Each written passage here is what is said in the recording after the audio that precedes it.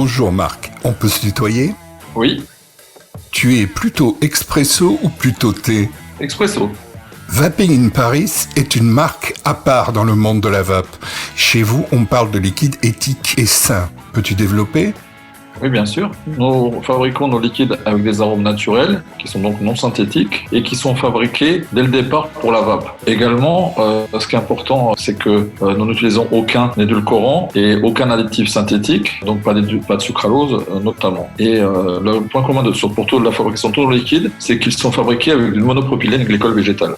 Quelle est la différence entre le propylène glycol et le monopropylène glycol végétal ? Tout d'abord, le propylène glycol standard vient de l'industrie pétrolière, de la pétrochimie, tandis que, bien sûr, le monopropylène glycol végétal est 100% végétal et, d'autre part, il est issu d'un procédé de fabrication durable et renouvelable, préférable pour l'écologie. Mais aussi pour les utilisateurs, ce qui est très important, c'est que le monopropylène glycol végétal ne dessèche pas ni les muqueuses, ni la peau. Et donc, il y a des clients des utilisateurs qui sont allergiques. Quand on dit qu'ils sont allergiques au PG, en fait, c'est ce genre de problème qui leur arrive, ou alors ils toussent aussi. Et le propylène glycol végétal permet de résoudre ce genre de choses.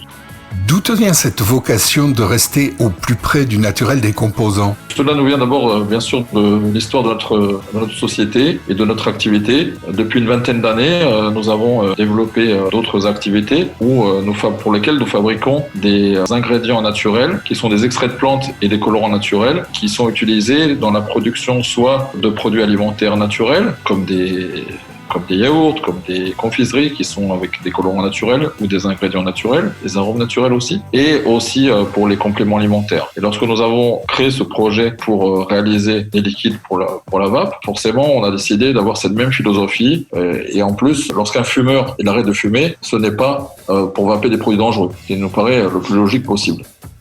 Donc, la vape n'est pas qu'un business pour toi, mais presque une philosophie. Oui, bien sûr. On considère qu'on peut faire du business le plus proprement possible et que si on travaille bien, on aura dans tous les cas de figure aussi des résultats. Mais on pourra en être fier.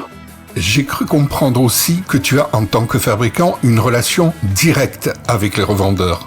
Oui, ceci est notre vraiment fer de lance. C'est très important pour nous parce que ça permet de construire. Donc, d'abord, ça nous permet de travailler sans intermédiaire et ça nous permet surtout de construire un partenariat réel de confiance sur le long terme, d'échanger avec nos revendeurs, d'avoir aussi ces gens qui sont tous les jours au travail avec nous sont des professionnels et ils ont un vrai travail de conseil auprès des clients pour qu'ils puissent arrêter de fumer ou qu'ils puissent continuer à vaper avec les meilleurs conseils possibles. Et donc, cela permet aussi pour nous d'avoir un retour du terrain en temps réel et de pouvoir faire évoluer nos produits en fonction des besoins de nos revendeurs et de leurs utilisateurs.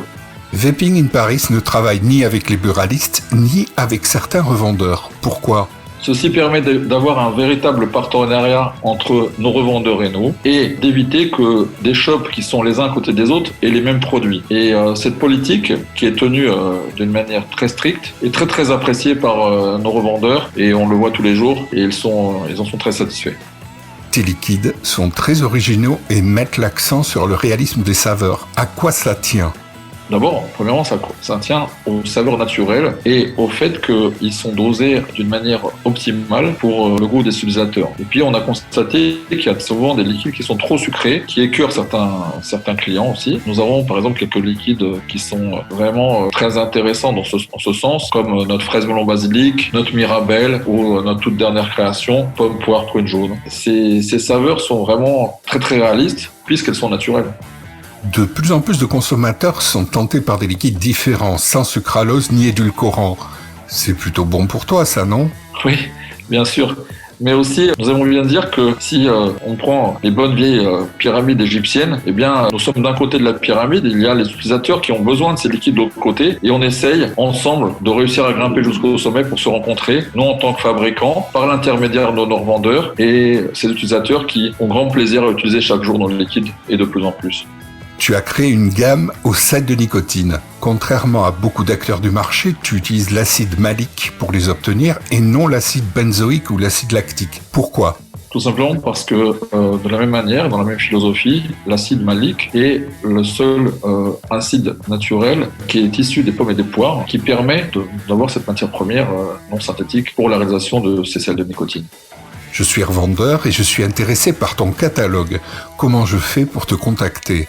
Tout simplement en entrant sur notre site internet vapinginparis.com. Dans la rubrique contact, ils ont mon téléphone portable direct, ce qui nous permet de parler ensemble très rapidement ou d'utiliser la forme contact à laquelle nous répondons aussi très rapidement sous 24 heures. Et si tu devais résumer Vaping in Paris en une seule phrase ? Je dirais une vape saine pour un futur sain. Merci beaucoup Marc pour cette belle leçon d'écologie dans la vape. Merci à vous, merci à toi, merci à vous tous.